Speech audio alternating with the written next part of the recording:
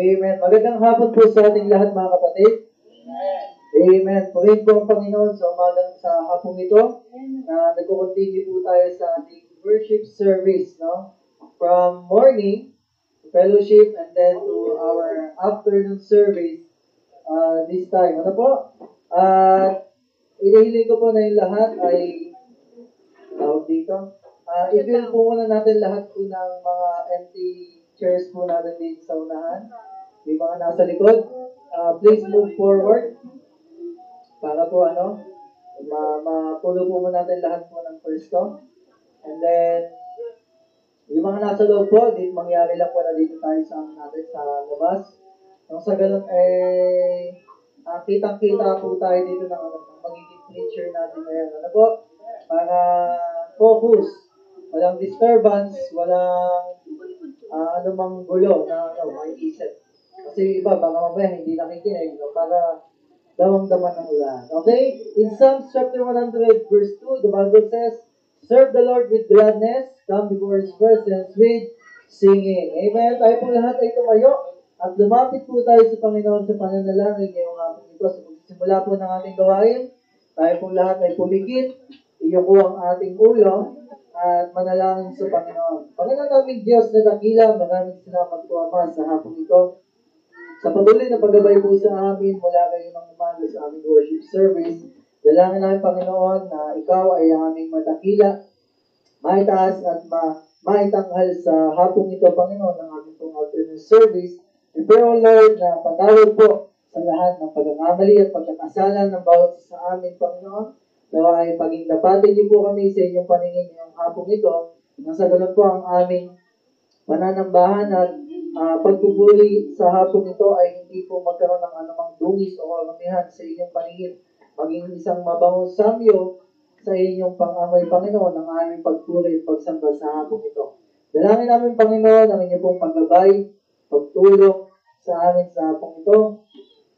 Sa pamamagitan ng inyong banal na Espiritu, Panginoon, na siyang magtutulong na mag-aalis ng anumang ingay at gulo na dala ng naaway upang itong gawain ito, Panginoon, ay maging pagpapala sa bawat isa sa amin. Dalangin namin, Panginoon, na salamat po sa hapong ito na kami ay muling dinamo ninyo.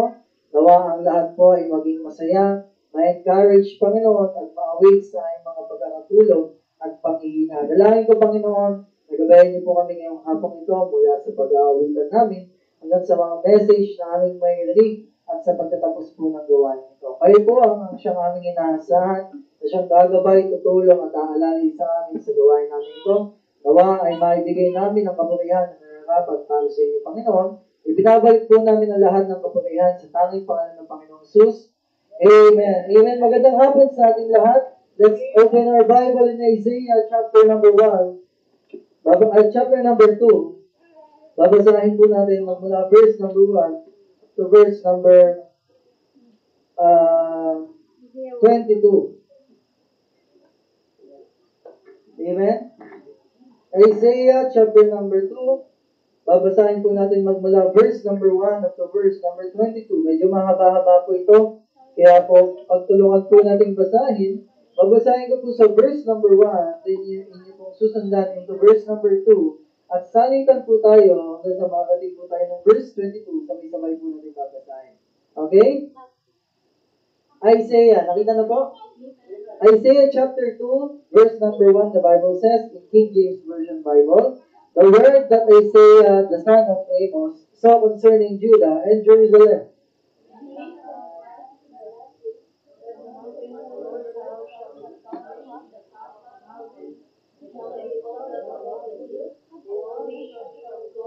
And many people shall go and say, come ye, and let us go up to the mountain of the Lord, to the house of God of Jacob, and he will teach us of his ways, and we will walk in his paths. For out of Zion shall go forth the law, and the word of the Lord from Jerusalem.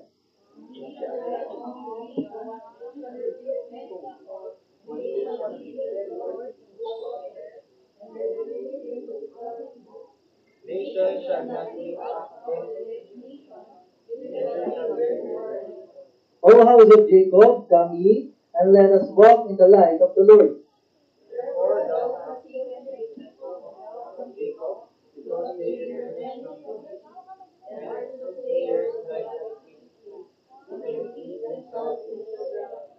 Their land also is full of silver and gold, neither is there any end of their treasures.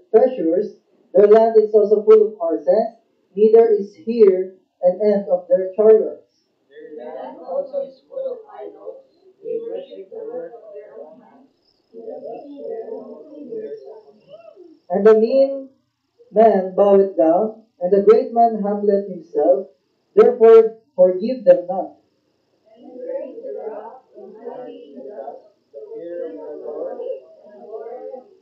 The lofty looks of man shall be humbled, and the loftiness of man shall be bowed down, and the Lord alone shall be exalted in that day. For the day of the Lord shall come upon everyone that is proud and lofty, and upon everyone that is rich.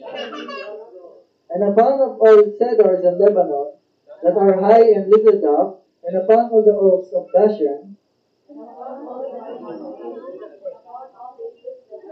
and upon all the high tower, and upon every fence wall,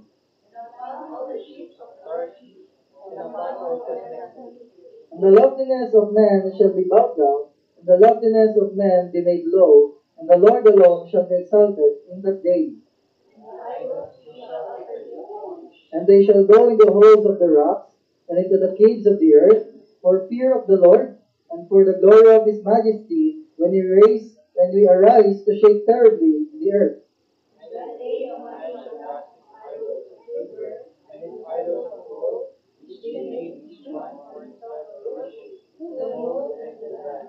To go into the clefts of the rocks and into the tops of the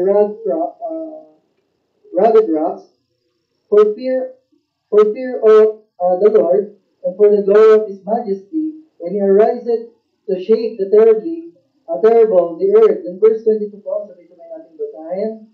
Cease ye from man, whose breath is in the nostrils, for wherein is he to be accounted of?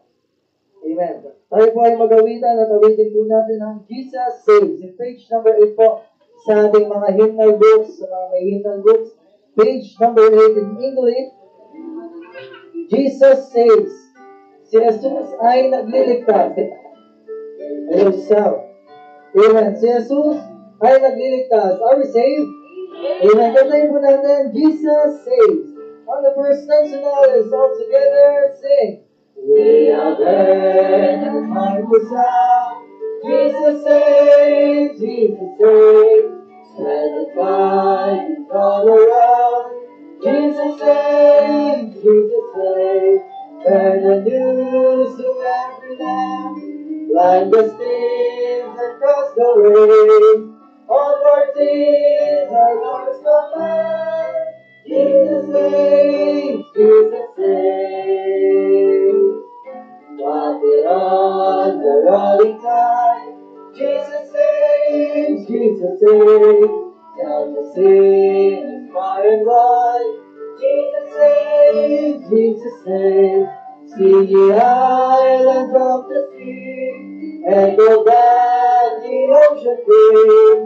Earth shall be her jubilee. Jesus saves, Jesus saves. From the earth, sing above the valley sky. Jesus saves, Jesus saves. By His death and endless life. Jesus saves, Jesus saves. Sing it softly through the gloom. When the heart for mercy craves, sing it triumph o'er the tongue. Jesus saves, Jesus saves. On the last, with the winds a mighty voice, Jesus saves, Jesus saves. Let the nation now rejoice.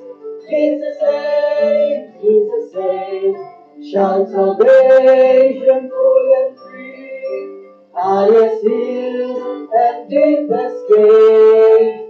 This our song of victory. Jesus saves, Jesus saves. Amen. Ang Diyos ay nagliligtas. The fight is on. Gantayin po natin. The fight is on. Ngayon po naligtas na tayo. Nagsimula na yung ating pakikipagdigmaan spiritual. Amen. Tayo po ay lumaban sa buwan ng kaaway. The fight is on. Amen. Page 228 po sa mga mahihimnal books. 228. The fight is on. The fight is on. The trumpet sound is ringing out. Amen. The fight is on. On the first stanza now, sing. The fight is on. The trumpet sound is ringing. The cry to on is heard of far and near. The Lord of hosts is marching on to victory. The triumph of the Christ will soon appear. The fight is on. All Christians on. Face to face is learn our reign. With armor gleaming and father streaming, the riders all engaged today. The fight is on, but we not play. He's strong and in His final class. He brought before us, He's gonna roar us. We'll sing the victor's song at last. The fight is on, our Lord is always waiting. Jehovah is, and victory will assure. No matter long, the government is in you in His strength until the end endures. The fight is on, all Christians born. Visit face to face, eternal reign. In onward living and color streaming, the rising road engaged till day. The fight is on, but we not there. The strong in His final fight. If God before us, His banner o'er us, we'll sing the victor's song at last. The Lord is near, He offers certain victory. The call of God, His mercy is His Son. His glorious name, His every land shall honor Thee. The morn will break, the dawn of His is nigh. The fight is on, all Christians born. Face to face, eternal reign. We love with living and follow streaming. The light and wrong engaged. And the fight is on. The fight is on, but we not there. We strong and in His final path. If God before us, His banner o'er us, we'll sing the victor's song at last. Amen. Makakaupo na po tayong lahat.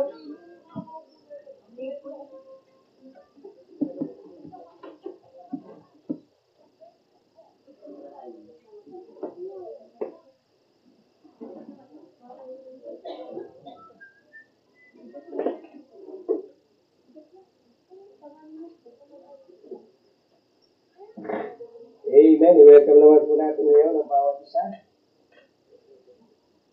Okay, so kanina, binati natin ang bawat isa. Ngayon, batiin po muli natin ang bawat isa. Tayo po lahat ay tumayo. Let's sing our song at magkabayan po muli tayo. Amen. Let's sing. I love the thrill that I feel when I get together with God's wonderful people. Love the thrill that I feel when I get together with God's wonderful people. What a sight just to see all the happy faces, praising God in heavenly places. What a thrill that I feel when I get together with God's wonderful people. Ang puso ko'y masaya at isang puso. Amen. Ulitin po tayo. Pakipagkamay. Sa Diyos sumili, kalinang pagpasya ng mga panawin. Amen. Praise God. Masaya pagkasama ko ngayon, ayon sa Diyos ay umibig. Ang puso ko'y masaya pagkasama ko ngayon, sa Diyos umibig. Kasi okay, pagkasama ko ngayon, sa Diyos umibig. Ay ang pagkasama alawin, pag-isahin natin, puso ko'y masaya, pagkasama ko ngayon, kami sa Diyos ay umibig. Amen. Praise God. Tayo pimakap po na mga kapatid. Kaya salamat sa Panginoon na narito po muli tayo sa kanyang gawain. At simula umaga hanggang ngayon ay tayo po ay sama-sama sa paglilingkod sa Panginoon, sa pagpupuri sa Panginoon. Amen? Amen. Okay po. I-announce ko lang muli yung ating pong pag-iipon para po sa anniversary. Kaya patuloy po na si Sir Sally ay mangongolekta para po sa preparation natin for next year. Okay, sa anniversary. Kaya yung mga commitments po natin, yan po ay hulugan po natin kay Sister Sally. Okay, para makaipon po muli tayo at makapaghanda para sa 2023 na third mission anniversary natin. Okay? And at the same time, patuloy din ang pag-iipon para po sa youth conference na magaganap po sa Santa Rosa, Laguna. Ang pinag-iipunan po ng bawat isang kabataan dyan ay 1,000 pesos. Kasi po, kasama po dyan yung pagkain at yung tulugan and yung pamasahe na rin po. Kaya yan po yung ating price na pag-iipunan. Okay? And meron pang isang pinag-iipunan and yun naman ay yung family camp. Kung nais nyo pong sumama, pwede po kayo mag-ipon. At for the meantime, hindi ko po muna shoulder. Kung may shoulder man ako, hindi kakayanin. Okay? So, pero family camp, next year pa po yan, April, yung tinatawag po na mahal araw, dyan po yan. So, lahat ng young professional, yan po, may picture? Wala, kala ko nandyan. Okay. So, lahat po ng young professional, inaasahan ko po nakasama po tayo sa youth camp. Okay, ang pag-iipunan naman po namin dyan ay nasa maximum na po yan, yung 3,000. Okay? At yan po igaganapin sa Malolos, Bulacan. Siguro 2 hours away simula dito yung layo niya. Okay? And yung youth sa conference naman yan ay sa Santa Rosa, Laguna. Okay? Yan naman ang sasama natin ay yung mga teams sa youth conference. Okay? So magkaiba, bali maghihiwalay muna kayo pansamantala. Okay? So yan. So mag-start na po tayo mag-ipon para makasama po tayo. Napakaganda po ng camp at ng conference sapagkat iba po yung impact, iba po yung matututunan sa camp tsaka sa conference. Okay? Na hindi po natin matututunan sa mga normal na service kasi for 3 days, biruin mo, nandun ka, banal ka eh. Hindi ka makakahawak ng phone, hindi ka makakapag-Facebook, hindi ka makakapag-messenger. Kaya kumbaga may iwasan mo talaga yung paggawa ng kabutuhan at ng kasalanan. Kaya madaling tulong po yung conference tsaka yung camp para ikaw ma-practice mo sa sarili mo na for 3 days hindi ka gumagawa ng kasalanan o iwas ka sa mga kabuntuhan. Kaya yan po, ini-encourage ko po kayo, kailangan po natin sumama sa camp o kaya naman ay sa conference. Okay? So sa mga magulang na gusto sumama, pwede po kayo mag-ipon din para sama-sama po tayo sa youth camp. Okay? So kanya-kanyang ipon po muna tayo mga minamahal na kapatid. So yun lang po yung ating announcement. At okay, ang next na revival po natin ay sa September 22. September 22. Okay, doon po yung gaganapin sa Livingstone 3 p.m. Okay, 3 p.m. Okay, September 22. So, ilang linggo na lang din. Okay? Yan, sa pag-pray natin yan. Yung susunod yata na revival sa sa bundok eh. Mount Arayat eh. Hindi ko alam kung ubra tayo doon, ang layo. Mount Arayat, lugar na baka mamaya may terrorist na pa doon eh. Pero yung tutulungan natin, kampo ng ng mga military. Kung sino yung sasama. Pero, medyo malayo, kaya baka negative. Pero pag dito lang, okay. Nakapunta tayo. Okay, sige. Parang ialagay, gagawin yata nilang minicamp. Kasi di ba November walang pasok yung 1, 2. So kahit may kampo doon, ang layo pa rin. Siguro kung makasama ako lang, o kaya kung sino pa yung gustong ibang sumama. Pero hindi ko ma-assure na may sasama ko kayo yung mga young people kasi pag doon, camp talaga yon, naka-tent talaga. Tapos magluluto, gamit kahoy. Tapos kasama yung mga sundalo, magkakatay ng manok, magkakatay ng baboy. So yun talaga, camping talaga. Okay? Buhay, talaga, buhay walang kalan. Okay, yan yung experience ko. Okay, so yun lang po ang ating mga announcement at takot po tayo sa pagbibigayan.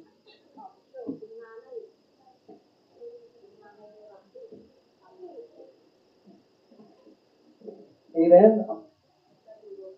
Tama po tayo sa pagbibigayan natin. Sabi po ng 2 Corinthians chapter 9, verse 6 and 7.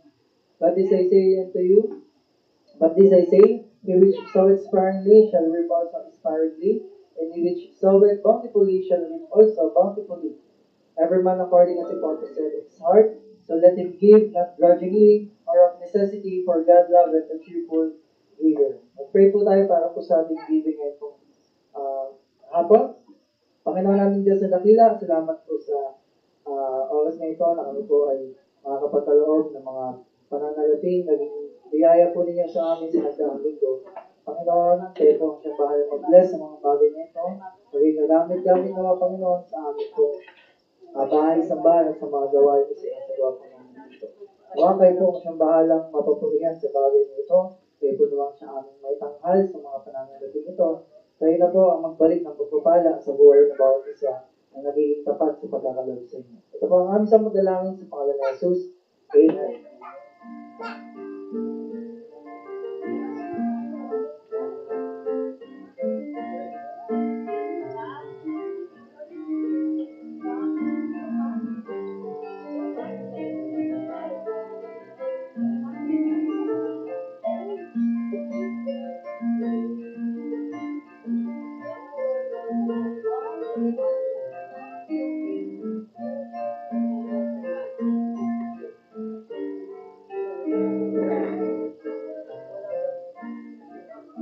Habang tayo po nakaupo, awit po tayo. Mine eyes have seen the glory.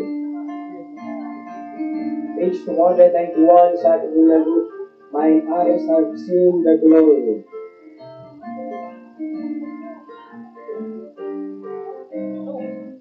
Awitin natin bago sa ating gospel message. Page 291. Mine eyes have seen the glory.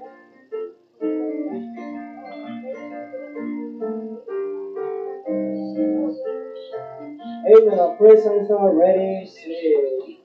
Mine eyes have seen the glory of the coming of the Lord. He is coming out of vintage where the gates of Father's Lord. He has kissed the king who stood his very rose is full. His word is marching on. Glory, glory, hallelujah. Glory, glory, hallelujah. Glory, glory, hallelujah. This world is marching on again. I have seen him in the watchman's of the heart of sacred God. They have building him on hunger in the evening to set up. I can read his likeness and by the game of spirit love. This day is marching on. Marching on. Glory, glory, hallelujah. Glory, glory, hallelujah. Glory, glory, hallelujah. This day is marching onward. He has sounded for the trumpet, and shall never sound the free. He is lifting out the hearts of men before his judgment seat.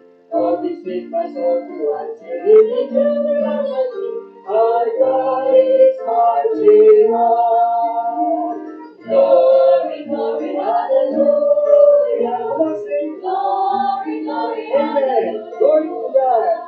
Glory, glory, hallelujah. Our God is marching on. Last stanza. In the beauty of the hill, as was born across the sea, in the glory in his awesome that has been you and me. As he died to take them home, and the time to make them free. What God is marching on. Last verse. Glory, glory, hallelujah. Glory, glory, hallelujah. Glory, glory, hallelujah. What God is marching on. Amen. Gawin po natin na mag-a-attend ng mensahe patungkol po sa gospel. Brother Lexley. So, amen. Before po sa ating message sa po ito, pag-ugatin po muna natin yung ating pananampalataya sa kaligtasang matanggap natin. Ano po? Kasi kapag ang isang puno ay mahina ang ugat o makonti ang ugat, eh pag tinangay ng hangin yan, magaling matatanggal yan. Ano po? Kaya dapat pinag-uugat po muna natin yung ating pinananampalatayan. Kaya naman ngayon pong hapong ito, ay nasave ko dyan pala dyan, brother, dyan sa desktop. Hindi ko pala nasend sa'yo. Sa desktop ko pala, nasend yung ano natin. Sorry, nakalimutan ko. Ay, forward ko na lang ngayon sa Messenger. Forward ko na lang. Sige, forward ko na lang. So, yan. Yung pag-aaralan po natin ngayon, mga kapatid, ay patungkol pa din po sa ating pong kaligtasan. Ano po? Yung katiyakan po ng ating pagpunta sa langit. So, lahat naman po tayo dito ay saved na po ba? Amen. Sino pa po dito yung hindi pa po nakasiguro ng kanyang kaligtasan? Meron pa po ba? Meron pa ba? Or wala na? Lahat po saved na. So, mas maganda po kasi mas maiintindihan po ninyo yung ating pong itatagay ngayong hapon patungkol sa kaligtasan. Sige po, open your Bible in Ephesians chapter number 1.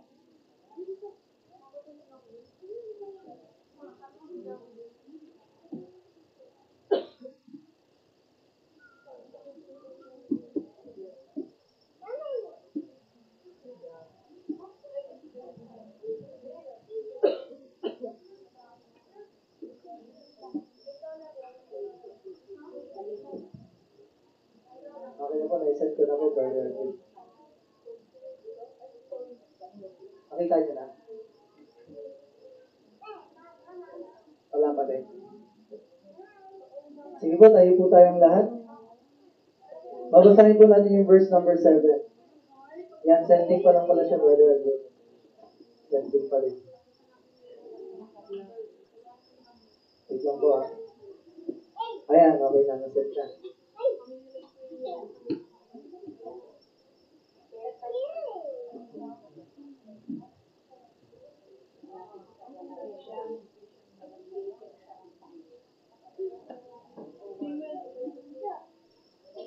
Ayan, basahin po natin Ephesians chapter number 1, verse number 7 sa Tagalog po. O sa King James, kung meron po kayo dyan, sabayin niyo natin po. Ang sabi po sa Tagalog, nasa Kanya ay mayroon tayo ng ating katubusan sa pamamagitan ng Kanyang dugo. Dugo po ni Jesus, nakakapatawaran ng ating mga kasalanan ayon sa mga kayamanan ng Kanyang biyaya. Amen. Panginoon namin Diyos sa dakila, salamat po sa inyong salita. Ibayin niyo po kami ng inyong mga espiritu upang aming maintindihan at maunawaan ang aral na aming po pinatitindigan patungkol sa kaligtasan na meron kami sa pamamagitan ng Panginoon Jesus. Ito po ang aming samudalangin sa pangalan ng Jesus. Amen. Amen. Yung pag-aaral po natin ngayon ay patungkol po sa katiyakan ng pagpunta sa langit. So, lahat po tayo dito ay saved. So, dapat lahat po tayo dito ay tiyak na napupunta sa langit. Amen po? Amen. Tiyak mo tayo lang napupunta sa langit. Ang aaralin po natin ngayon ay ang patungkol sa katubusan. Nakikita niyo na po? Ayan, katubusan o sa English, redemption. Ayan, sa mga hindi nakakaintindi ng Tagalog, sa English yun. Redemption. Pag sinabing redemption, pagkatubos or katubusan ng kanino, ng ano, yun po yung pag-aaralan natin, saan tayo tinubos, bakit at paano tayo tinubos.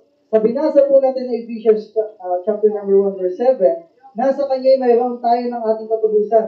Si Jesus po yung tinutukoy dito. Sa Kanya po tayo nagkaroon ng katubusan sa pamamagitan lamang po ng Kanyang dugo. Amen? Sa pamamagitan lang po ng dugo ng Panginoong Jesus. Katulad po ng mga kilala nating mga lugar ng pagsanlaan, Cebuano Luwilier, M. Luwilier, or Palawan Express na Palawan Pawn Shop, ganyan po inalintulad o inalimbawa kung paano katubusan po meron tayo. Kasi katulad po na isang bagay na pwedeng isanla, tama po mga bagay singsing, yung silver pwede ba masanla yun? Hindi. Gold lang. Gold. Pwede din. Ayan, pwede. Yan, isasanla. No? Isasanla sila. At kapag sinanla mo sila, mayroon silang specific time. No? Kailan mo sila dapat tubusin o bayaran. Ganun po kasimple yung katubusan na meron tayo. Kasi tayo po ay naisanla sa impyerno. Amen po? Yung ating pong kaluluwa ay naisanla sa impyerno. Kaya naman nagkaroon ng dapat na tinatawag na katubusan o redemption. Kasi wala pong tutubusin kung walang naisanla. So yung naisanla po ay yung ating kaluluwa. Kaya naman po yung Panginoong Hesus ay kailangan na tubusin tayo sa pagkakasanla na yon. Kung babasahin po natin Romans chapter 5 verse 90, dahil po sa isang pagsuway, ang lahat ng tao po ay naging makasalanan. Dahil po sa isang pagsuway, lahat po tayo ay naging makasalanan. Pag sinabi pong lahat ng tao, kasama po kayo doon. No, lahat ng tao. Maliban na lang kung di mo tinuturing yung sarili mo na tao. No? Dapat kasama ka doon. Pag sinabing lahat ng tao, mapabata o mapamatanda, yung malapit ng mawala, tao pa din yan. No, baby lang sila at matanda, pero tao pa din sila. At ang sabi ng Romans 5 verse 19, dahil sa isang pagsuway, sino po yun? Si Adan. Si Adan po at si Eva. Dahil sa isang pagsuway, tayong lahat po ay naging makasalanan na siyang naging dahilan upang tayo po ay mapunta o maisanla yung ating kaluluwa sa impyerno. Ang sabi po ng Romans chapter 5 verse 18, kaya kung paano sa pamamagitan ng isang pagsuway ay dumating ang hatol sa lahat ng mga tao sa pagdudusa. Amen po. Nagkaroon po tayo ng paghahatol na dahil sa kasalanan mo, maisasanla yung kaluluwa mo sa impyerno. Ganun po siya kasimple. Dahil sa kasalanan na nagawa mo, yung kaluluwa mo ngayon, nakasanla na sa impyerno. Amen. Ganun po siya sa kasimple. Dahil sa kasalanan, pumasok ang kahatulan sa kaparusahan. Yung kasalanan po natin, pumasok na ngayon sa kaparusahan. Naisanla yung kaluluwa natin sa impyerno. The good thing is, sa mamaya pa pala, no, ngayon, ang iniisip ko ng mga tao, para mawala yung pagkakasanla ko sa impyerno, kailangan ko magsimba, no, kailangan ko tumulong sa mahihirap, nakakatanda, kailangan ko tumulong, kailangan kong manalangin ng manalangin, kailangan kong makiramay sa iba, at iba pa. No, maraming bagay ko ang naiisip ng tao para mabayaran nila o matubos nila yung kanilang sarili sa pagkakahatol sa impyerno. Pero ang sabi po ng Biblia, ito ay hindi sapat. Kulang po yung pagtulong, yung pagsimba, pananalangin at iba pang bagay para ikaw ay matubos sa impyerno. Yan po ay pansariling pamamaraan natin na kailanman hindi sasapat. Amen po? Lagi pong kulang yan. Lagi pong magkukulang yan. Kaya naman yung kaluluwa mo, kahit tumulong ka sa mahihirap, magsimba ka na magsimba dito linggo-linggo, hindi mo matutubos sa impyerno yan. Isa lang yung makakapagtubos sa ating kasalanan. Amen? Sa unang Pedro, kabanata 1 talatang 18, ang sabi ng Biblia, na inyong nalaman kayo'y tinubos, hindi ng mga bagay na nangasisira. Ano yung nangasisira? Yun yung mga bagay na ginagawa natin. Yung pagsimba, pwedeng mawala sa iyan, mawala ka ng gana. Yung pagtulong, pwedeng hindi ka na tumulong kinabukasan. Yung pananalangin, pwedeng tamarin ka na mamayang gabi. Kuya, pwedeng masira. Yung kayamanan, yung katanyagan, yung kalakasan, lahat po yan mawawala. At ang sabi po ng unang Pedro, ito daw,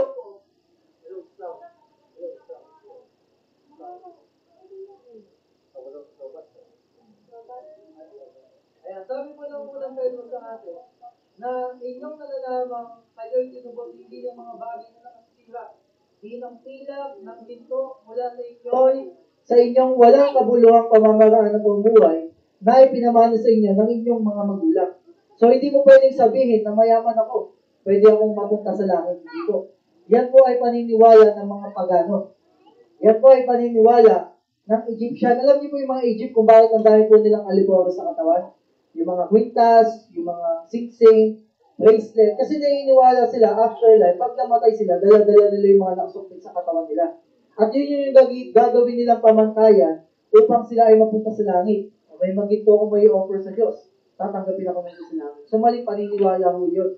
Hindi po tayo maliligtas ng anumang kaparaanan o kayamanan na meron tayo. Ano lang po yung makakapagligtas sa atin?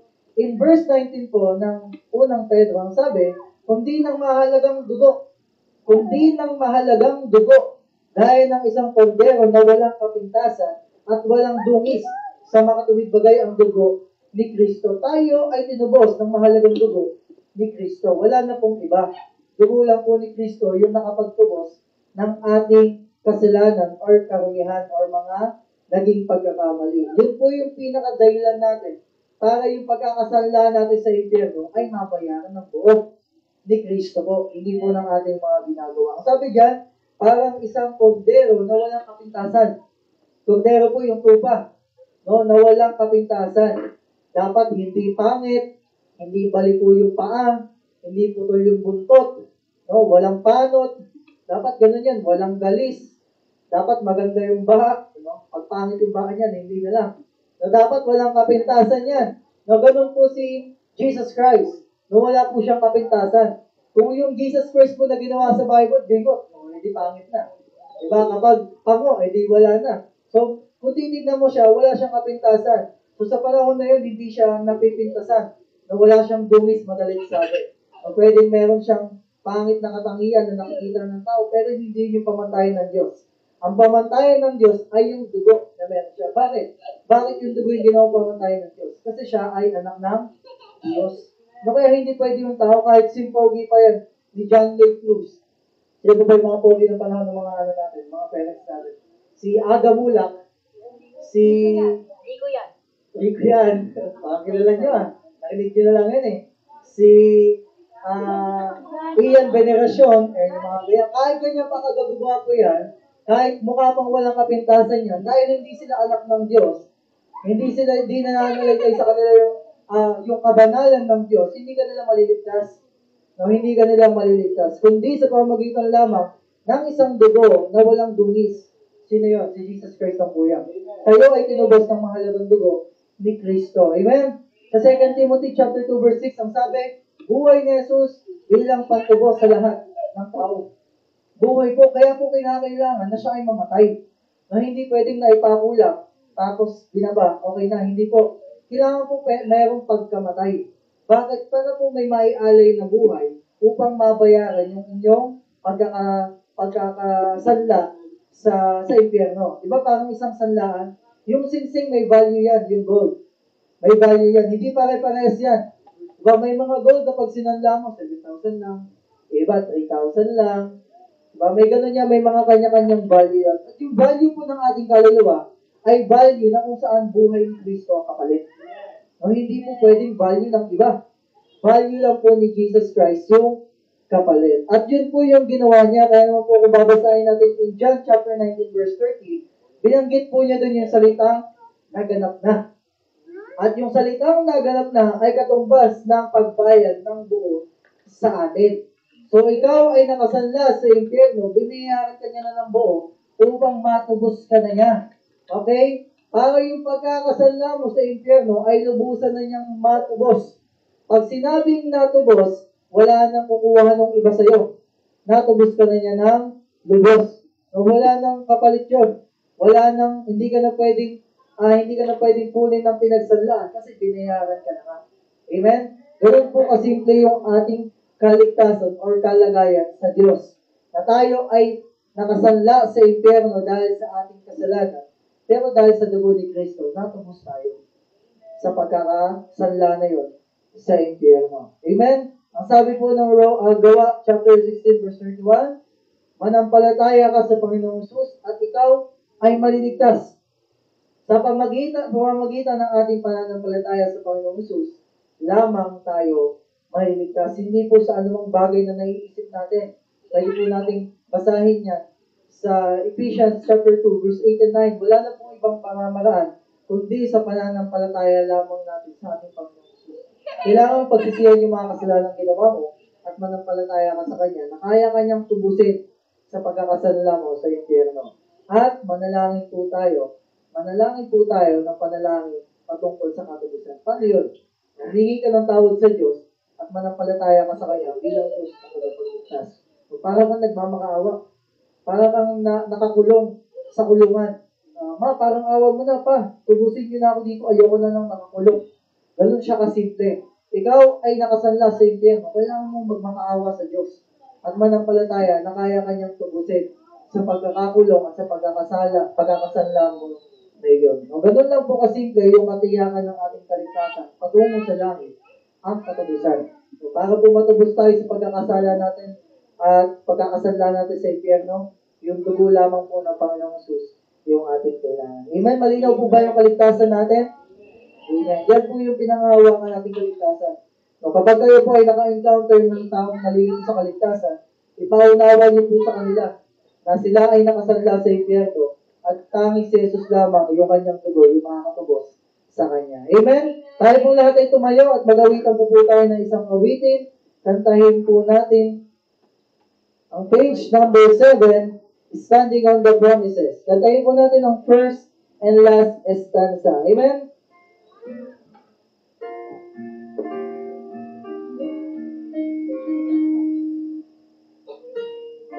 Amen. Standing on the promises. On the first stanza now, sing. Standing on the promises of Christ my King, through eternal ages let His praises ring. Glory in the highest I will shout and sing. Standing on the promises of God.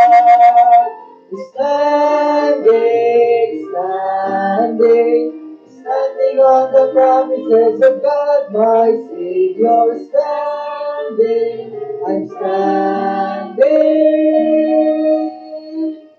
I'm standing on the promises of God, on the last. Standing on the promises I cannot fall. Listen every moment to the Spirit's call. Resting in my Savior as my all in all. Standing on the promises of God. That's for us. Standing on the promises of God, my Savior.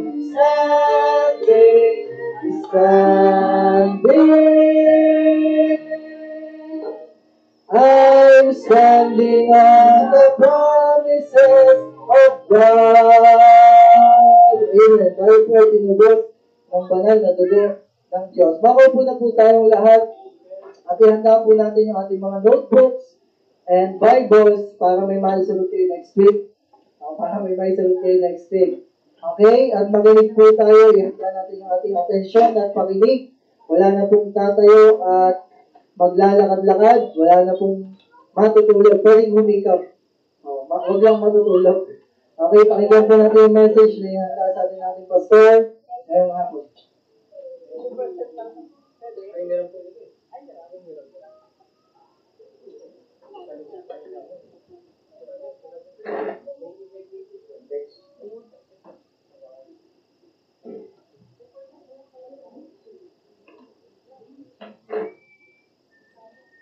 Amen. Naway malinaw sa atin yung kaligtasan natin. Amen. Katubusan sa sanglaan, ibig sabihin, yung kaluluwa natin ng bawat isa sa atin, binayaran na ni Kristo. Ibig sabihin, wala ka nang kailangang bayaran. Amen? Amen? Hindi mo na kailangan gawin kung ano mga sakramento para maligtas. Kasi binayaran na ni Jesus Christ. Amen? Kaya kung sasabihin mo na maliligtas ka dahil sa gawa mo, walang silbi yung katubusan na ginawa ni Jesus Christ. Okay? So, yun po yung malinaw. Kasi nagkakaroon po ng kaguluhan sa iba, lalo sa kaligtasan dahil sinasabi nila na hindi pa nila nagawa yung ganitong bagay, hindi pa nila napapatunayan yung ganitong bagay, kaya mayroong pagdududa patungkol sa kaligtasan. Okay? So, tandaan po natin, katubusan, ibig sabihin, wala kang kailangan gawin. Wala kang kailangan bayaran kasi may nagbayad na si Jesus Christ. At kailanman, hindi mo mababayaran yun. Okay? Hindi kailanman mababayaran ng tao yung binayaran ni Jesus Christ. Siya lang ang makapagbabayad doon. Kasi siya lang ang may kakayanan makapagbayad doon. Diyos lang. Hindi kayang bayaran ng kahit sino mang tao yung binayaran ni Jesus Christ. Kasi ang kabayaran po nun ay dugo. Okay, dugo. Kahit sinong kulto, walang nag-alay ng kanyang dugo. Kahit sino. Nagmamalaki lang sila pero hindi nila kayang ialay yung dugo nila sa relihiyon nila. Diba? Kahit ano pa yan. Wala akong nakita na relihiyon na nag-umpisa tapos inalay niya yung dugo niya para sa mga tagasunod. Wala tayong makikita na sinakripisyo niya yung buhay niya. Okay? Amen? Yung Panginoong Kristo lang yung nakakagawa ng bagay na yun. Okay, open your Bible in Exodus chapter 7. verses 1 to 3. Genesis, Exodus, okay. Yan. Okay.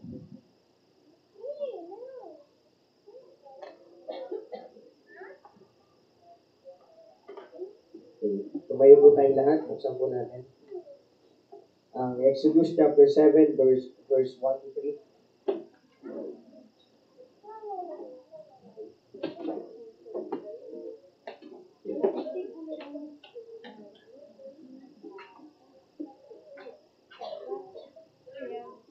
Okay, nandiyan na po. Basahin po natin ang sabay-sabay.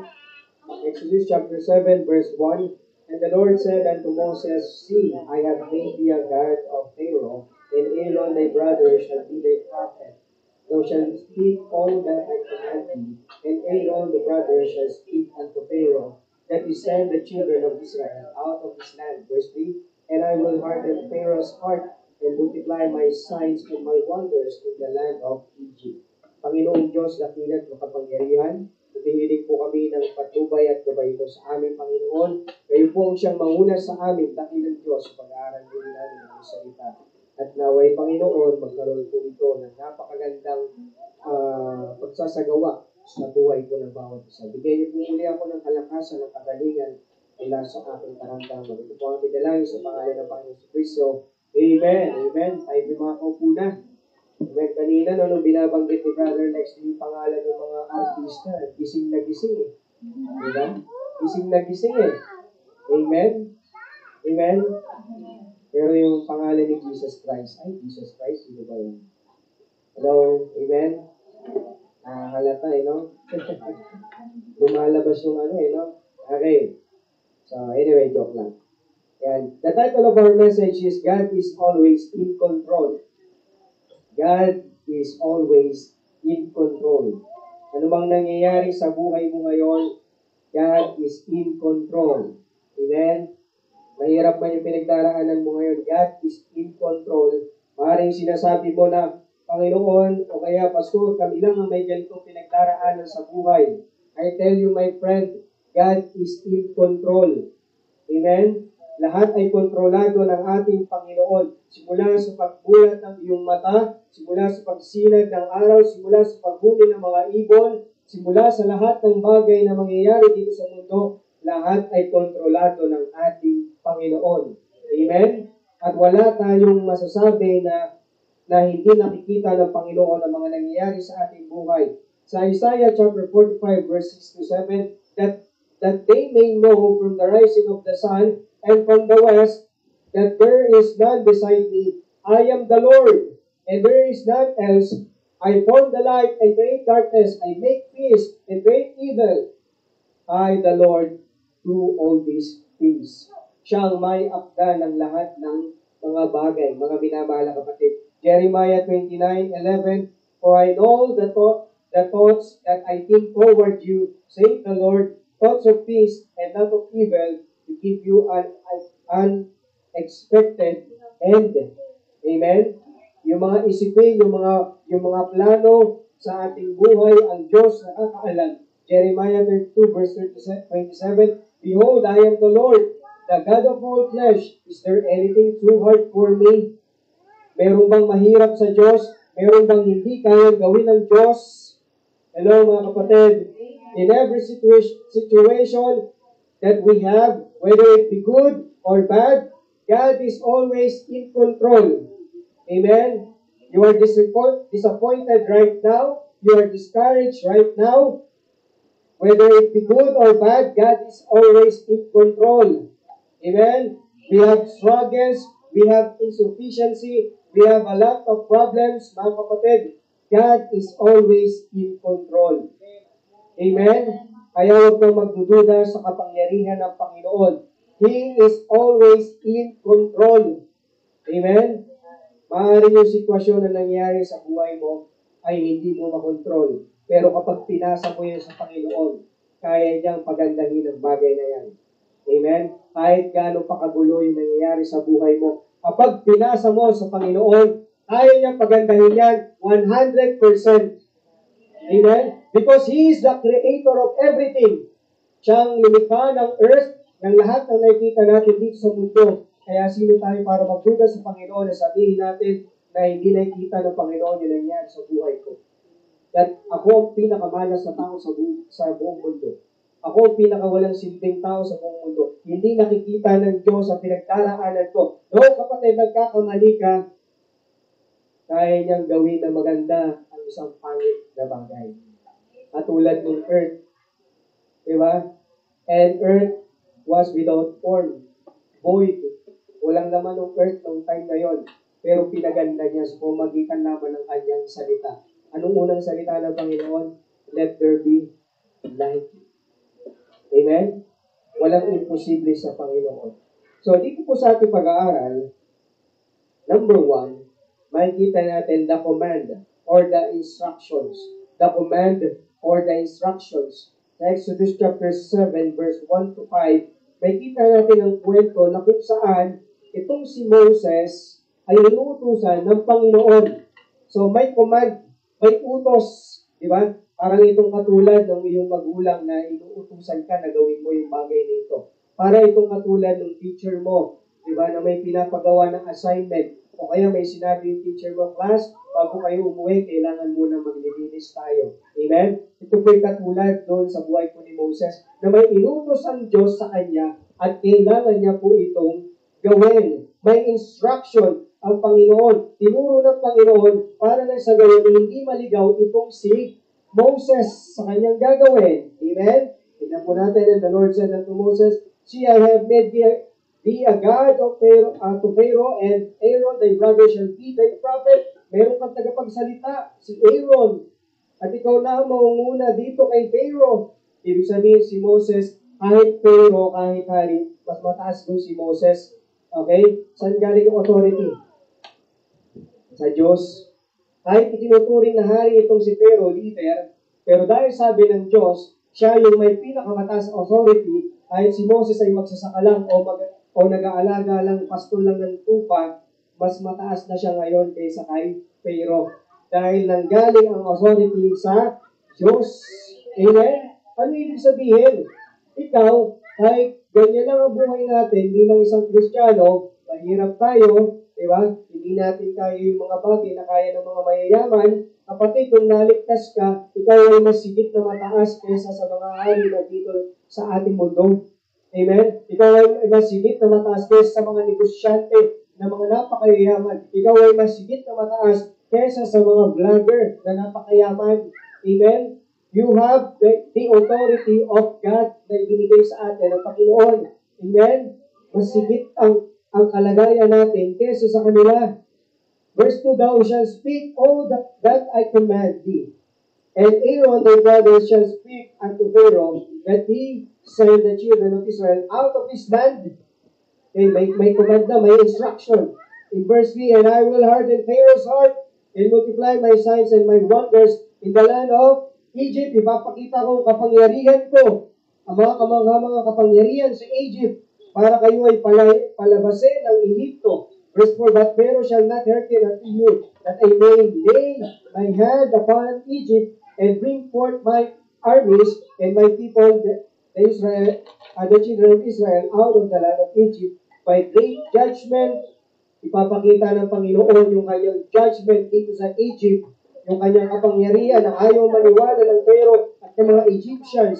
And the Egyptians shall know that I am the Lord, which I stretch forth mine hand upon Egypt, and bring out the children of Israel from among them. Ilalabas ng Panginoon yung mga Israelita doon sa Egypt. So, hindi po si Moses ang naglabas sa mga Israelita, sa Egypt. Ito ay walang iba kundi ang Panginoon, ang kapangyarihan ng Panginoon. So, there is instruction, mga minamahal na kapatid. Amen? Ibig sabihin, kailangan na lang sumunod.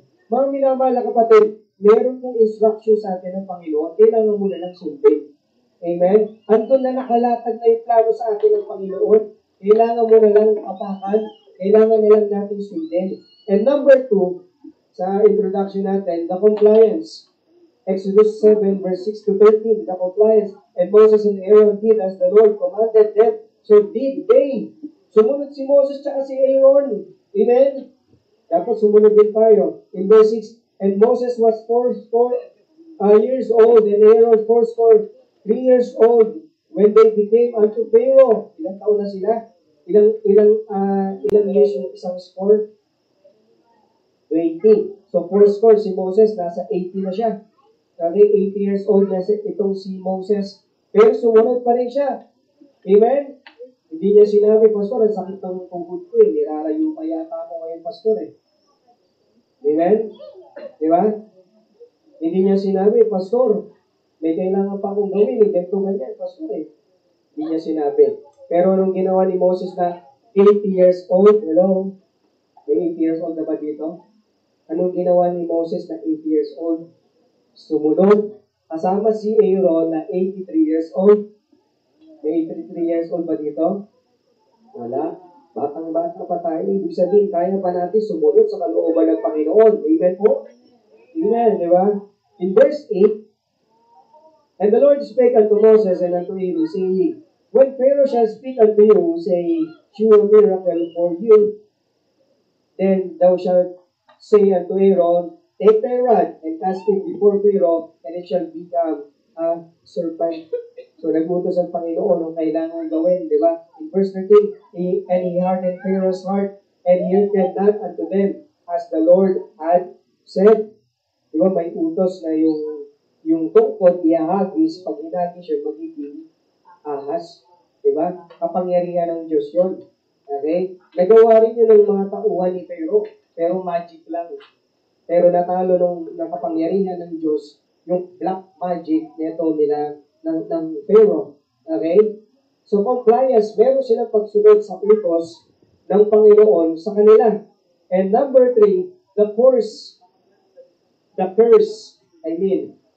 it's Exodus 7 verse 14 to 25, merong sumpa. Okay? Merong may utos, merong pagsunod, at meron ding sumpa.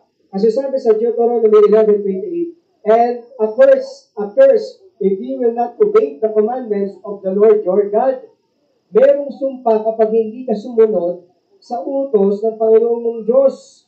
At ito po ay applicable sa atin dito, mga minamahal na kapatid. Hello, nandiyan pa kayo? Applicable ito sa atin, mga kapatid, na kapag nalaman natin yung salita ng Diyos, di ba? Pinakita sa atin yung salita ng Diyos, tapos hindi natin sinunod, magkakaroon ng sumpa sa atin. Hindi ito magbe-benefits na maganda sa atin. Hello, nandiyan pa ba kayo? Nakikinig? Makinig. Amen? Makinig po. Okay? Verse 14. Tignan natin. And the Lord said unto Moses, Pharaoh's heart is hardened.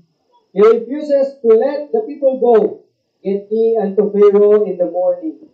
Lo, he goeth out unto the water, and thou shalt stand by the river's brink against his camp, and the rod which was served to serpent shalt thou take in thine hand, and thou shalt say unto them, the Lord God of the Hebrews hath sent me unto thee, saying, let my people go, that they may serve thee in the wilderness, and behold, hitherto thou wouldest not hear.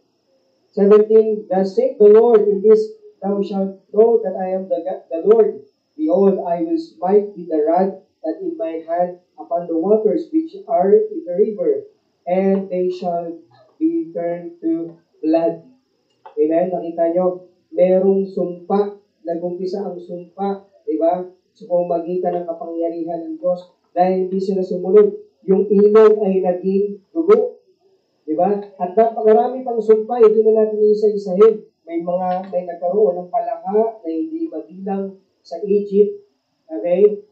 Yung pinakahuling salot ay yung panganay, lahat ng panganay noon sa Egypt na hindi sumunod ay namatay. Yung hindi nakitaan ng dugo doon sa amba, which is, ito'y sumisimbolo sa dugo ni Jesus Christ, sila ay namatay. Amen? Sila ay namatay, mga minamahal na kapatid. So nakita natin, merong utos, merong pagsunod, at meron ding sumpa. Amen? May utos na kailangan natin gawin at kailangan natin sundin.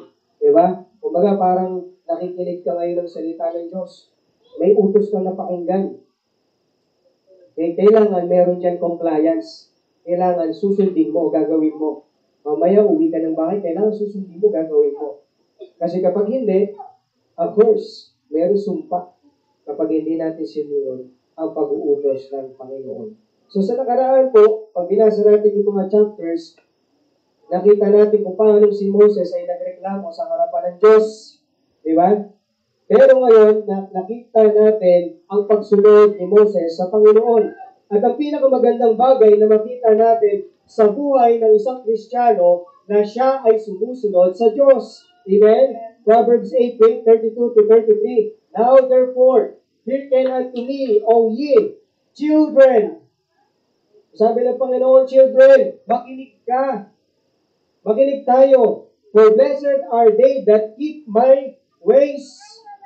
Siya ay pinagpala na siyang nag-iingat ng daanan, lumalakad sa daanan na inilatag ko para sa kanya. Hear instruction and be wise and refuse it not. Huwag mong i-reject, huwag mong i-refuse. Pag sinabing refuse, ito yung pinapadaanan sa iyo ng Panginoon. Huwag kang liliko sa kaliwa o sa kanan. Tuloy ka lang sa paglalakad. Kasi pag ni-refuse mo, ikaw ay mapapahama. Amen? May utos sa atin na kailangan natin gawin. May utos sa atin na kailangan natin sundin. Sa kaligtasan, ang sabi ng Panginoon, kailangan mo tanggapin si Kristo bilang tagapagligtas. Ngayon, pag hindi mo sinunod yun, mapapahama ka sa impyerno. Amen? Diba? Ganun din, ikaw ay naging Kristiyano na, pinili mo si Jesus Christ, kapag hindi mo naman sinunod yung pinag-uutos niya, hindi ka na mapapahamak sa impyerno, pero mapapahamak yung physical mo. Kasi hindi ligtas yung physical. Kahit sa langit ka pupunta, pwede ka pa rin mamatay. Hello? Amen? Pwede kang mamatay. Kaya sabi ng Biblia, huwag kang maniligarilyo, huwag kang inom ng alak. Pero liko ka ng liko, inom ka ng inom ng alak, sigarilyo ka ng sigarilyo. Di ba? Tapos namatay ka. Nasabihin mo, Panginoon, akala ko ba, ligtas na ako. Ang kaluluwa mo lang ligtas, kapatid. Pero yung physical, hindi pa ligtas. Kaya nasa atin pa rin yung pag-iingat. Amen? Kaya yung mga batas, yung utos ng Diyos, simulang maligtas ka, yan ay para sa physical natin. Yan ay para tayo ay pagpalain ng Panginoon. Amen? Para pagpalain ka sa pag-aaral, sa pagtatrabaho, sa pagninegosyo, yan ang kailangan natin sundin para makapagpatuloy tayo bilang isang mananampalataya. Amen? Naintindihan po ba? Sa ating message, number 1, rely on God's power. Umasa o magtiwala sa kapangyarihan ng Diyos. Rely on God's power. Huwag kang mananangan sa sarili mo dahil walang magagawa yung sarili natin. Kulang, mahina. We need to rely on God's power. Mga kapatid, nakita ni Moses ang kapangyarihan ng Panginoon nang ang tungkod ay naging ahas at ang ilog ay naging dugo. Diba? Sinong tao ang makakagawa niyan, mga minamahal na kapatid? Sinong leader ng mga simbahan na makakagawa niyan na yung tungkod ay naging ahas at yung ilog nung itinuktok yung tungkod doon sa ilog ay naging dugo ang ilog. Diba? Ang pangyarihan ng Diyos. At yan ay nakita ni Moses. Amen? Amen? At sa ating buhay, ilang beses na ba natin nakita ang kapangyarihan ng Diyos, ang milagro ng Diyos sa ating buhay, ilang beses natin nasaksihan. Diba? Kaya dapat mag-rely tayo sa kapangyarihan ng Diyos. Na nakita na natin ang kapangyarihan ng Diyos. Biruin niyo kapatid, yung kaligtasan lang ng kaluluwa natin ay napakalaki ng kapangyarihan na ginawa ng Diyos sa buhay natin. Para mawala yung trust natin sa Kanya. Para mawala yung pagtingin natin sa Diyos. Amen? Napakalaki na. In Romans chapter 1 verse 16, for I am not ashamed of the gospel of Christ, for it is the power of God. Amen? Ibig sabihin yung kaligtasan, yan ay kapangyarihan ng Diyos. Diba? It is the power of God unto salvation to everyone that believeth. Kapangyarihan ng Diyos sa kaligtasan sa sino mang mananampalataya, sa Hudyo man at sa mga Griego, sa mga Hintil. Tayo po ay kasama dyan. Amen? Kapangyarihan. Diba? 1 Corinthians 1:18, for the preaching of the cross is to them that perish foolishness, but unto us which are saved, it is the power of God. Amen? It is the power of God. Yung kaligtasan, it is the power of God. Amen? Hello, andiyan pa ba kayo? Nung naligtas ka, yan ay kapangyarihan ng Diyos. Nung naligtas ka, kapangyarihan ng Diyos. Di ba? Nung tinubos ka niya, hindi yan sa pamamagitan ng sarili mo. Okay? Hindi natin kayang bayaran yung dugo ni Kristo. Hindi natin kayang bayaran yung dugo ni Kristo. Kahit may 1 milyon ka, hindi mo kayang bayaran ang dugo ni Kristo. Never. Amen? Subukan yung bilhin yung dugo ng hari ng England. Tsaka yung dugo ng reyna ng England. Hindi nyo mabibilihan. What more pa kaya yung dugo ni Kristo? Na hari ng mga hari at Diyos ng mga Diyos. Amen? Hindi natin kaya. Ibig sabihin, hindi mo kayang bayaran yung kaligtasan mo. Si Jesus Christ lang ang makagawa ng bagay niya. 2 Chronicles chapter 20 verse 6, and said, O Lord God of our fathers, are not thou God in heaven, and rulest not thou over all the kingdoms of the heathen? And in thy hand is there not power and might, so that none is able to withstand thee? Zechariah 4:6, not by might nor by power, but by my spirit, saith the Lord of hosts. Hindi sa kakayanan natin, hindi sa kalakasan natin, kundi sa kapangyarihan ng ating Panginoon. Amen? Kaya mag-rely tayo sa kapangyarihan ng Diyos. Rely on God's power. Number 2, remain on God's purpose. Remain. Pag sinabing remain, manatili. Manatili sa purpose ng Diyos. Huwag kang aalis sa purpose ng Diyos. Amen? Simula nung naligtas ka, nagtiwala ka sa Kanya 100%. Kapatid, makinig, kapatid. Huwag kang aalis doon sa purpose ng Diyos. Manatili ka doon. Remain. Amen? Kahit anong pinagdaraanan mo, stay. Amen? Remain. Huwag kang aalis. Hello? Naririnig ba ako ng technical dyan? Remain. Huwag kang aalis. Kahit sumagana na yung buhay mo, kahit nagkaroon ka ng boyfriend na gwapo, nagkaroon ka ng girlfriend na maganda, manatili ka pa rin sa purpose ng Diyos sa buhay mo. Amen? Kahit magkaroon ka ng kotse, magkaroon ka ng bahay, makatapos ka ng high school, makatapos ka ng college, huwag kang aalis sa purpose ng Diyos sa buhay mo. Amen? Huwag kang magmamalaki sa harapan ng Diyos. Remain on God's purpose. Manatili sa layunin ng Diyos. Alam niyo po, 50 years ago, Christians were praying, Lord, use me. I remember noon yung mga naulang mananampalataya, ang praying nila 50 years ago, 20 years ago, Lord, use me. Lord, use me. Ganyan din ba yung prayer, no? Lord, use me. Sino yung nagkaroon ng ganyang prayer? Lord, use me. Be honest. Honest, ha? Maging honest. Nakikita ng Panginoon. Can you raise your hand? Be honest. There's no problem kung hindi ganyan yung prayer mo. Pero kung sino yung taong ganyan yung prayer, please, patingin ako ng kamay. Lord, use me. Nagkaroon ka ng ganyang prayer. 1, 2, 3, 4, 5, 6, 6, 7. Okay? Only 7. Wala na? Okay. Lord, use me. Yan yung prayer natin ng mga tao. Lord, use me. And I'm glad meron din pala nag-pray niyan. Lord, use me. Gamitin mo ako, Panginoon. Today, Christians are praying, Lord, bless me. Bless me. Kaya pala wala na use me kasi bless me. Ang tao na focus na sa material na bagay. Ang tingin na natin sa Diyos, ATM. Di ba? Ang tingin na natin sa Diyos, Santa Claus, na ibibigay lahat ng hihilingin natin. Samantalang noon, ang tingin ng tao sa Diyos, Panginoon, iligtas mo ako. Anong kailangan ko gawin para mag-serve ako sa iyo? Panginoon, iligtas mo ako. Nabuhos ako sa Kalbaryo yung iyong buhay. Maging mahirap man ako, hindi mo man ako pagpalain, maglilingkod pa rin ako sa iyo, Panginoon. Gamitin mo ako, Panginoon. Nakita niyo yung pinagkaiba sa panahon natin ngayon. Hello? Example, ang estudyante. Diba? Ang estudyante, nagkaroon lang ng rank sa school, nawawala na sa gawain ng Panginoon. Nakapokus saan? Sa blessing. Amen? Amen? Ang tao kapag nagkaroon ng maraming pera, pag nagkaroon ng trabaho, alam niyo, nakaka-witness ako ng ganito. Huwag naman sana dumating sa atin mga kapatid. Merong mga mananampalataya talaga na nanggaling sa hirap. Totoo po yan. Kasi kaya kang pagpalain ng Diyos na kung saan sasagarin ka talaga na hindi mo na mararanasan yung paghihirap. Kayang gawin ng Diyos sa buhay natin.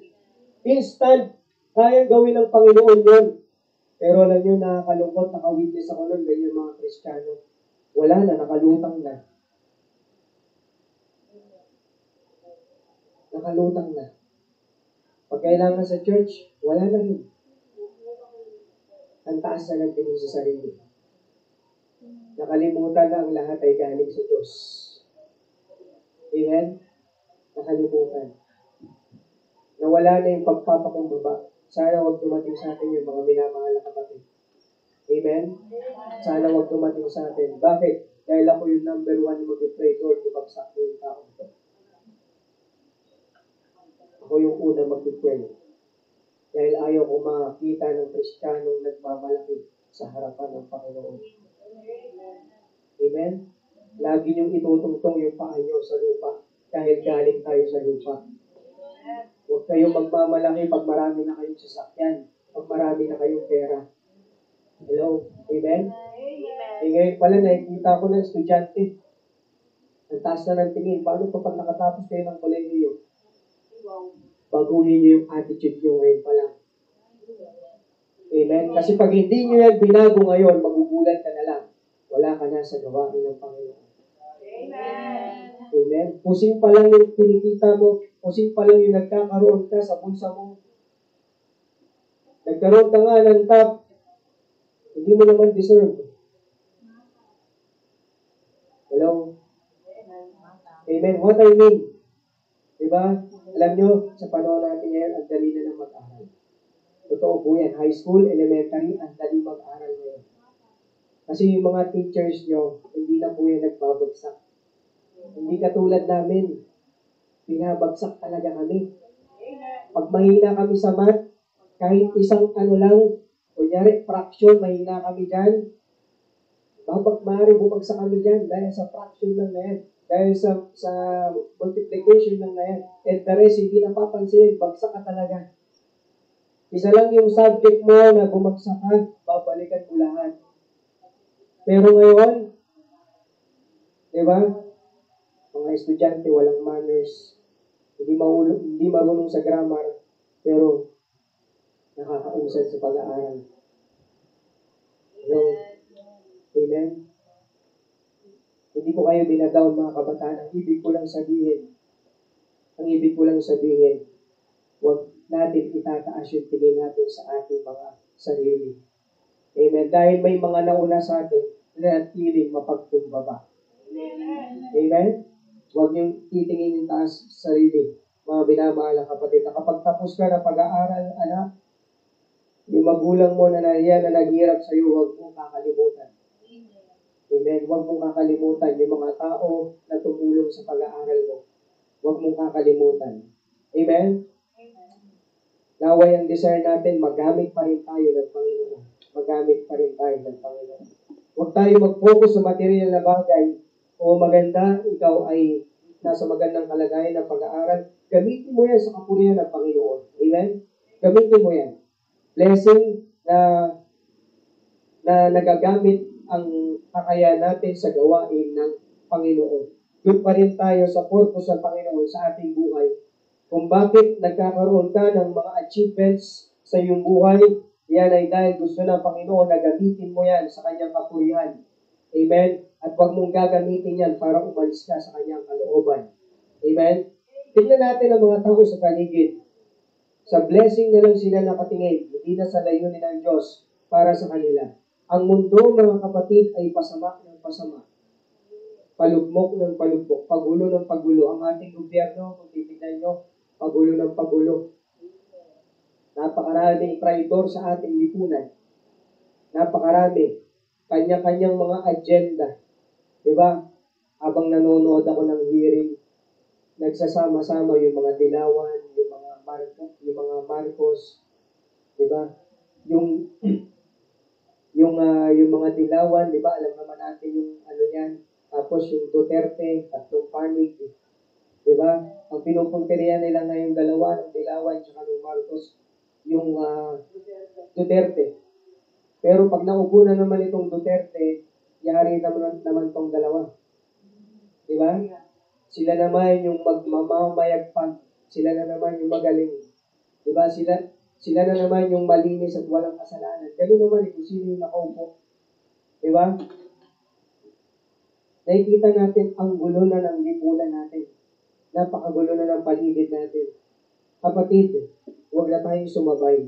Amen? Huwag na natin sabayan. Bumangon tayo. Baguhin natin ang ating kaisipan.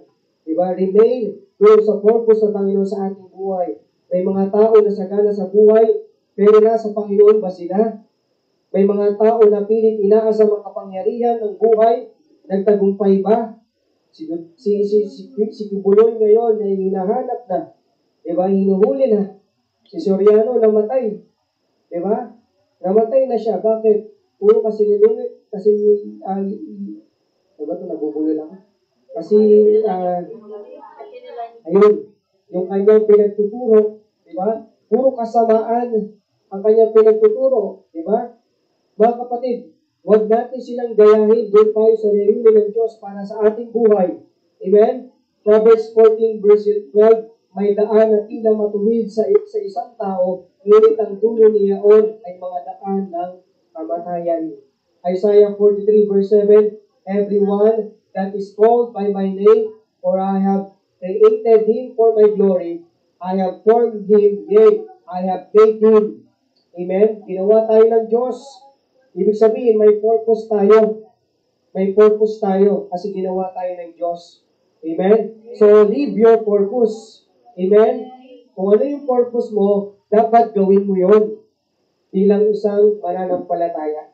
The purpose of salt is to give flavor. The purpose of light is to give light. Our purpose is to glorify God. Obeying God shows our purpose. Amen? Anong purpose ng buhay mo? Until now, hindi mo pa rin ba nakikita yung purpose ng buhay mo? Amen? Dati nung hinahanap ko yung purpose ng buhay ko, binasa ko yung purpose-driven life na sinulat ni Rick Warren. Ang dali lang pala ng purpose ng buhay. Basahin mo lang pala itong Biblia, makikita mo na yung purpose ng buhay ko. Akala ko noon yung purpose ng buhay, tumitingin pa ako doon sa dyaryo, kinukuha ko yung, si Papa kasi yung father ko, lagi bumibili ng dyaryo. Lagi ko tinitignan doon yung horoscope, di ba? Zodiac sign, di ba? Okay? Anong zodiac sign kapag September? Ano po? Virgo. Ako, Scorpio ko eh. Tapos, di ba, ang suot mong damit ay kulay pula. Di ba? Pag hindi pula ang damit na sinuot mo, di ba, mamalasing ka. Di ba? Yan dati tinitingnan ko eh. Di ba? Nagsisimba na ako dun eh. Hindi ko alam yung panahon na yun. Tinitingnan ko. Di ba? Tumaya ka sa loto, number 27, mananalo ka. Di ba? Amen? Nakarelay yung ating buhay doon sa mga bagay na hindi naman sigurado. Amen? Pabago-bago. Amen? Ngayon, suot mo pula, bukas, kulay blue. Di ba? Susunod, kulay green. Iba-iba yung pinapasuot sa'yo. Amen? Pero pagdating at the end of the year, ginawa mo lahat ng sinasabi doon, di ba? Minalas ka pa. Lalo kang minalas sa buhay. Amen? Bakit? Kasi unreliable. Hindi mapagkakatiwalaan yung mga bagay na yon dahil gawa-gawa lang ng tao. Pero ang salita ng Diyos ay totoo. Amen? Ito'y totoo. Simula sa kaligtasan mo, simula sa pagkapanganak mo, nakaplano yung buhay mo dito hanggang sa pagtanda mo. Amen? Hanggang sa magkaapo ka, hanggang ikaw ay nag-aaral, ikaw ay nagninegosyo, ikaw ay nagtatrabaho, nakasulat dito lahat ng gagawin mo para maging maayos ang iyong buhay at para hindi ka mapahamak. Amen? Yan ang salita ng Diyos.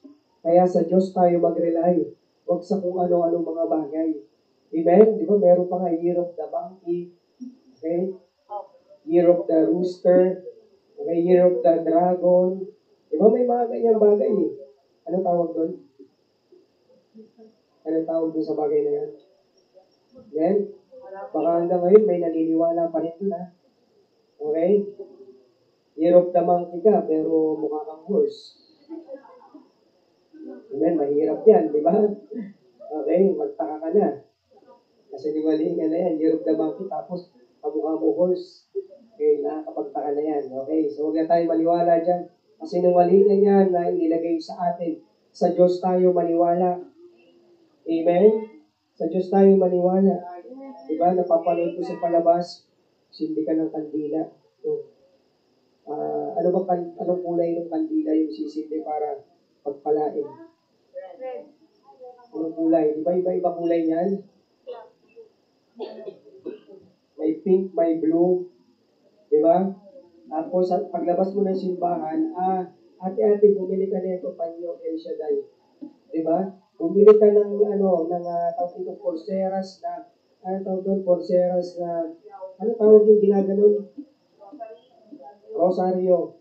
Tapos gagawin mo naman sa bahay. Diba? So, nagawa mo na lahat, parang wala nangyari. Diba?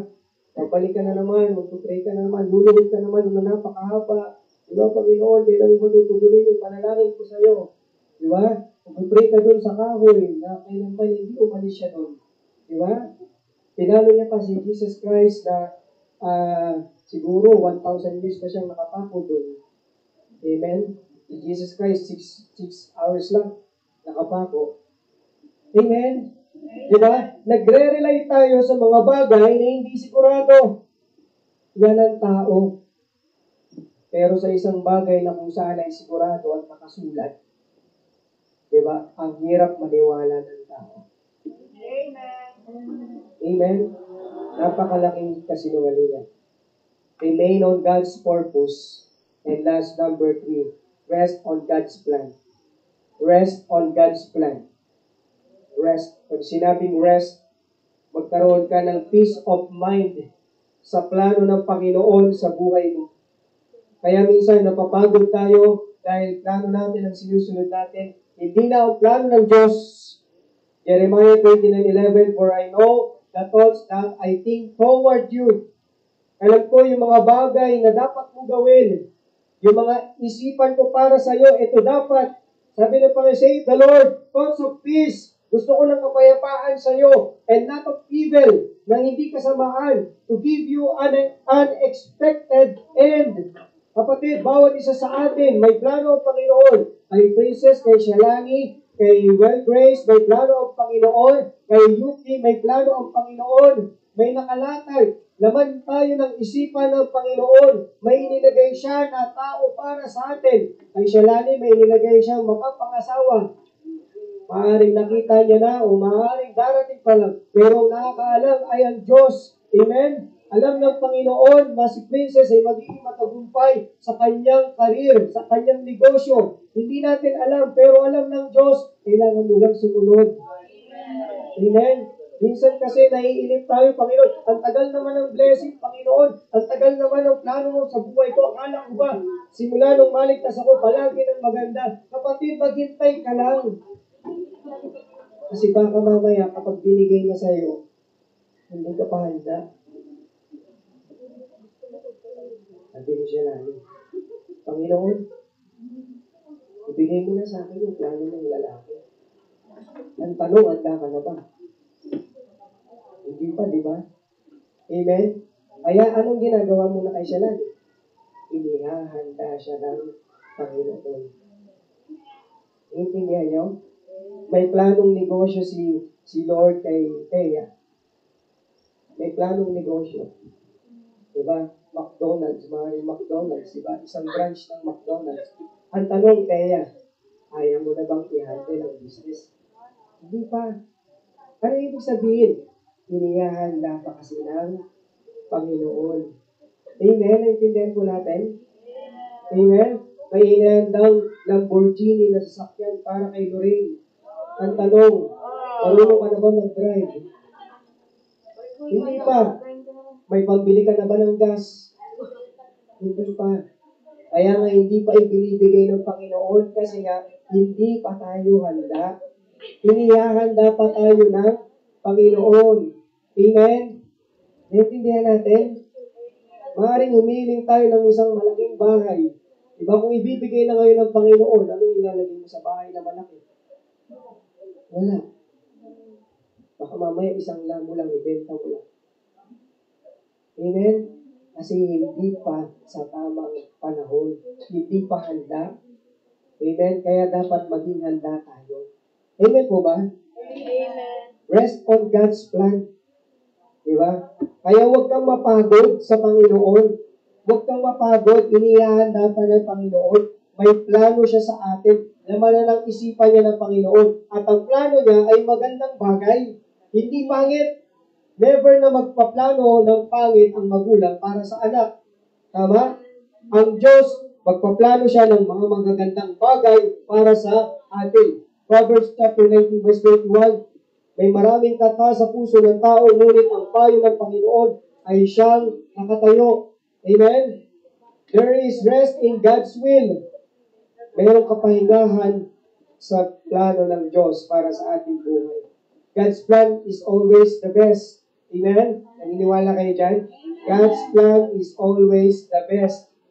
Okay, sige nga, sabihin mo sa sarili mo, God's plan is always the best. Sometimes the process is painful and hard. Masakit minsan yung process na pagdaraanan natin. Mahirap, maraming sakit. But don't forget that when God is silent, He is doing something good for you. Amen? May ginagawa siya. Yung pakiramdam mo minsan na tahimik yung Panginoon, may ginagawa pala siya. Amen? May inilalatag pala siya. Yung pakiramdam na minsan that you are worried, that you are frustrated sa buhay mo, na mananampalataya ka naman pero ganun yung nangyayari sa buhay mo, iisip mo lang may ginagawa siyang napakagandang bagay. Mamaya pagkatapos ng pag-iyak mo, pagkatapos doon, may maganda palang plano ang Panginoon para sa buhay mo. Amen? You don't have to know what God has planned. You just have to know that God's plan never fails. Amen? Ang plano ng Diyos kailanman hindi magkakamali sa buhay ng bawat isa. Magtiwala ka lang. Amen? Amen? Trust God's plan because He knows best. Katulad sa buhay ni Moses, inilatag ng Panginoon yung plano. Kailangan lang magtiwala ni Moses. Amen? Kailangan lang magtiwala ni Moses. At alam niyo, nagtiwala si Moses, nakawala yung mga Israelita, nakalabas sila ng Egypt dahil sa kapangyarihan ng Diyos, sa authority ng Diyos. Amen? Nahati ang dagat. Nahati yung problema. Nawala yung problema. Amen? Sa authority rin ng Diyos, may problema ka ngayong pinagdaraanan, kaya yang hawiin ng Panginoon. Amen? Magtiwala lang tayo sa Panginoon. Mga kapatid, dito po natin tatapusin. Sa pagsunod natin sa Panginoon at sa pagpapatuloy ng ating buhay pananampalataya, mayroong suliranin. Pero tandaan natin, alam ng Diyos ang lahat ng iyan. Lahat ng iyong pinagdadaanan. We have to rely in the mighty power of God because God is always in control. God is always in control. Sumunod lang tayo, magtiwala lang tayo sa kakayanan ng Panginoon. Sapagkat nalalaman ng Panginoon ang pag-iisip na para sa atin, sabi ng Panginoon.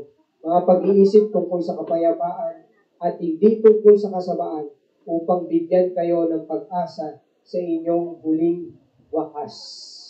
Amen? Walang Kristiyano na sumunod sa Panginoon na talunan. Tandaan po natin. Ulitin ko po.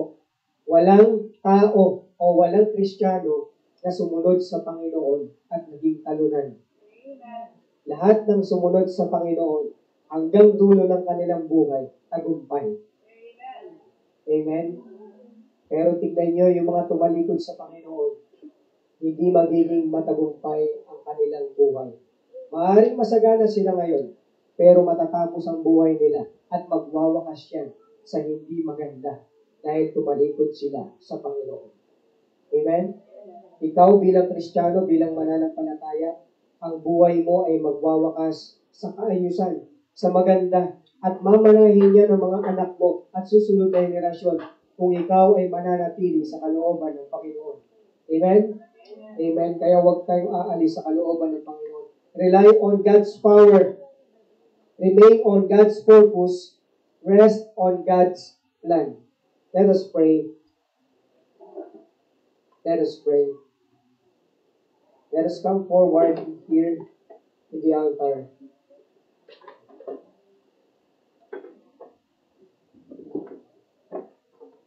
Let us pray here in the altar. Isuko natin sa Panginoon. Do you have plan sa buhay mo? Is that God's plan? Is that the purpose of God? Kung hindi, ituon mo sa Panginoon na ang lahat ay nasa plano niya. Ituon mo na sa Panginoon ay na ang lahat ay purpose niya.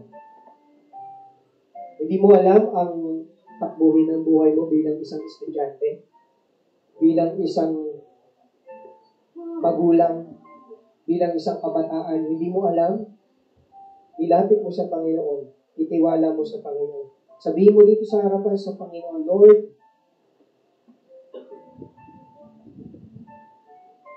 yung plano ko sa sarili ko, maaaring makapagpahamak sa akin, maaaring makapagpalayo sa kalooban mo. And I know, God, that your plan, that your purpose, that your power is better than I. It's better than my plans. Ipagkatiwala mo lang sa Panginoon. Mag-rely ka sa Panginoon, huwag sa sarili mo, huwag sa lakas mo. Sapagkat kapag ang plano ay sa Panginoon mo pinagkatiwala, walang mahirap. Hindi ka mahihirapan sa buhay mo bilang mananampalataya. There is always a sunshine kahit nagdaraan ka ng kahirapan. There is always a blessing kahit na dumadaan ka sa severity. Ipagkatiwala mo sa Panginoon yung plano. At alam niya yung mga mangyayari. Alam niya yung dapat natin gawin. Kailangan lang natin magtiwala sa Kanya. God is always in control. Kapatid, lagi natin tatandaan. Kung isipan natin, minsan maganda yung mga plano natin. Pero mas maganda pa rin ang plano ng Panginoon. Na minsan, ayaw natin yung plano ng Panginoon. Pero tandaan mo kapatid, never magkakamali ang Diyos sa Kanyang plano para sa ating buhay. Magtiwala ka lang. Maghintay ka lang. Manalangin ka. Ayusin mo yung relasyon mo sa Panginoon. Ayusin mo yung relasyon mo sa kapwa mo. Ipagkakaloob ng Panginoon yung mga bagay. Maghintay lang tayo. Magtiwala lang tayo. Katulad ni Moses na nagtiwala, nakalabas sa mga Israelita mula sa matinding problema, nahati ang dagat, mula sa daan na wala ng pag-asa, mga problema natin na wala ng pag-asa, na wala ng solusyon. Si Moses, napatunayan ang kapangyarihan ng Diyos nung ang dagat ay nahati at sila'y nakadaan. Walang imposible sa Diyos. Kung sa sarili natin, wala ng daan, ang Panginoon ay gagawa ng daan mula doon sa suliranin na pinagdaraanan natin.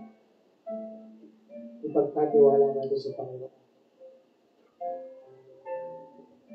Dahilan Diyos, patawad po na madalas sa buhay ko bilang mananampalataya, sa buhay namin bilang mananampalataya, na kami ay nag-rely sa sarili naming kakayanan. Nagtitiwala kami sa sarili namin at sa pagtitiwala namin sa sarili namin, nawawala ang kalooban mo para sa na kami ay magpatuloy sa inyo. Patawad mo, Panginoon, sa laman ng isipan at ng puso, na kung saan may mga plano kami, pero wala ka na sa plano namin. Na kung saan nag-aaral kami, pero wala ka na sa pag-aaral namin. Na kung saan nagtatrabaho kami pero wala ka na sa pag-aaral namin. Na kung saan may pamilya kami pero wala ka na sa plano namin. Panginoon, patawan. Redirect my life, Panginoon. Ilagay mo po muli sa ayos ang ating po mga buhay. Ngayon, kami po ay nag-desisyon na ipagkatiwala ang lahat doon sa plano mo. Sapagkat ang plano mo, hindi man namin minsan maintindihan, ngunit alam namin na ito ay napakaganda. Kaya ito po ay pinagkakatiwala namin sa iyo. Hindi namin kaya mga bagay na ito kung wala kapangyarihan mo. Salamat, Panginoon. Salamat po sa inyong salita. Ito po ang aming panalangin sa pangalan ng Panginoon sa Kristo. Amen. Amen. Purihin po ang Panginoon sa kanyang salita. Amen po. Bless po ba tayo?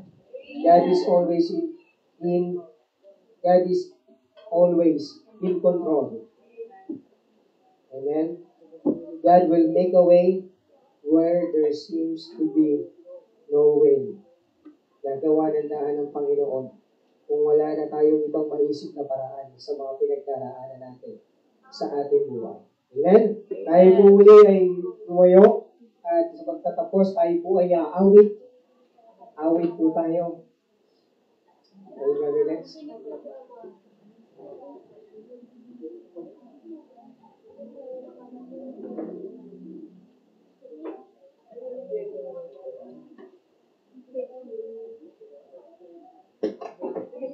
Hello, sound. Amen. Naunawan po ba natin yung message? Bless po ba tayo? Diba? Hindi na nakakatakot mabuhay sa mundo. Basta hayaan lang natin yung Panginoon. God is always in control. Amen. Kantahin po natin, Great is Thy faithfulness. Kantahin po natin, Great is Thy faithfulness. Kantahin po natin yung first and last stanza. Great is Thy faithfulness, O God, my Father. Amen. Kantahin po natin on the first stanza now. Let's all together sing. Great is Thy faithfulness, O God, my Father. There is no shadow of turning with Thee. Thou changest not, Thy compassions they fail not. As Thou hast been, Thou forever wilt be. Great is Thy faithfulness, great is Thy faithfulness. Morning by morning, new mercies I see. All I have needed, Thy hand hath provided. Great is Thy faithfulness, Lord, unto me. On the last. Why the foreseen and the peace that endureth, Thy own dear presence to cheer and to guide. Strength for today and bright hope for tomorrow.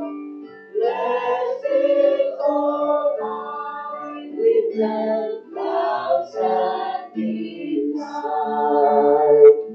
Great is Thy faithfulness,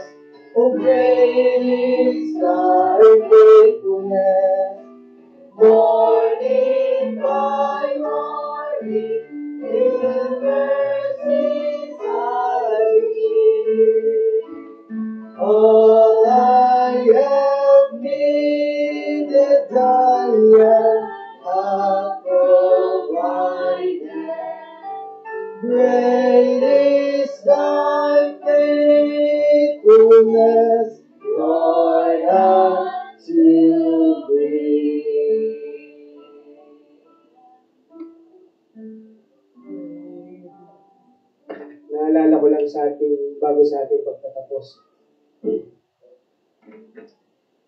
May tinatawag na free will ba yan? Self-will. Self-will tsaka free will, di ba? Ang self-will, yung pinilit mo yung gusto mo, ibinigay ng Panginoon. Kaya lang, face the consequence. Si Shalani, pinilit niya na gusto niya na mag-asawa, agad mag-boyfriend niya. Ibinigay ng Panginoon, pero hindi ibibigay ng Panginoon yung para talaga sa kanya. Hindi ibibigay yun. Kahit magkaanak pa kayo, hindi magiging maganda yung katapusan ng buhay niyo. Ngayong ligtas na ha, hindi ko sinasabi yung hindi pa ligtas. Amen. Ngayong ligtas ka na may magandang ibibigay sa iyo yung Panginoon. May lalaking ibibigay sa iyo, may babaeng ibibigay sa iyo yung Panginoon. Pero kapag pinilit mo yung gusto mo, hindi yan bigay ni Lord. Amen? Hindi yan bigay ni Lord. Bigay yan ni Ayan. Kaya ano mangyayari sa buhay niyo bilang mag-asawa? Magulo. Maghihiwalay pa rin kayo at dadaling ka pa rin ng Panginoon dun sa plano niya para sa iyo. Amen? Kaya para hindi magulo, kasi baka mamaya makasal kayo. Bawal sa Bible lang divorce. Annulment. Tapos nakasal ka. Amen? Nasa halip mapupunta ka sana doon sa plano ng Diyos para sa iyo. Hindi na mangyayari. Amen? Kasi inunahan mo na yung Panginoon. Naintindihan niyo mga kapatid? Kailangan mo lang maghintay. Kailangan mo lang maghintay. Amen? Amen? So let us pray. Panginoong Diyos, dakilat makapangyarihan. Maraming salamat po, Panginoon, sa inyong pong biyaya. Salamat po sa inyong salita. Salamat po sa buong paggabay, sa buong maghapon na kami po ay nagpuri sa inyo, Panginoon. Naway kayo po ang siyang aming naitaas, hindi po ang aming mga sarili. Dakilang Diyos, tulungan niyo po na manatiling nakatugtong sa lupa ang aming mga paa, ang aming mapagdaanan, anumang mga bagay ang magkaroon po kami. Panginoon, ingatan niyo po bawat isa sa amin, kayo po siyang patuloy na siyang magkaloob sa mga pangangailangan namin sa bawat araw. Kayo pong tumulong sa amin, patibayin niyo po kami, spiritually pakatatagin, at ihanda niyo po kami, Panginoon, sa pagsabak sa buhay bilang isang mananampalataya. Samahan niyo po kami, Panginoon, kayo pong tumulong sa amin. Panginoon, ang mga kapatid ko pong ito, kayo pong siya magkaloob sa aming pong mga pangangailangan. Pagpalain niyo po ang katapatan ng bawat isa. Ang mga mag-aaral ay ingatan po ninyo. Kayo po siya magpaalala sa bawat isa sa amin na lumayo sa kasalanan, tumayo sa kamunduhan, na pinagdaraanan namin sa sanlibutan ito. Maging sa mga magulang, pakatibayin niyo po ninyo. Kayo rin po siya magbigay ng kagalingan sa may karamdaman, Panginoon. Maging sa inyong lingkod, palakasin niyo po ang aking pangatawan. Pagpalain niyo po ang mga negosyo, ang mga trabaho, ang mga pag-aaral ng bawat isa. At naway may alay namin sa iyo ang lahat ng meron kami, Panginoon, at kayo pong aming mapapurihan sa lahat ng aming ginagawa. Ito po ang aming panalangin ng papurit pagsamba sa pangalan ng Panginoon sa Kristo. Amen. Amen. God bless po sa bawat isa. Maraming salamat po. Amen. Kamayan po natin ang bawat isa, mga kapatid. 36.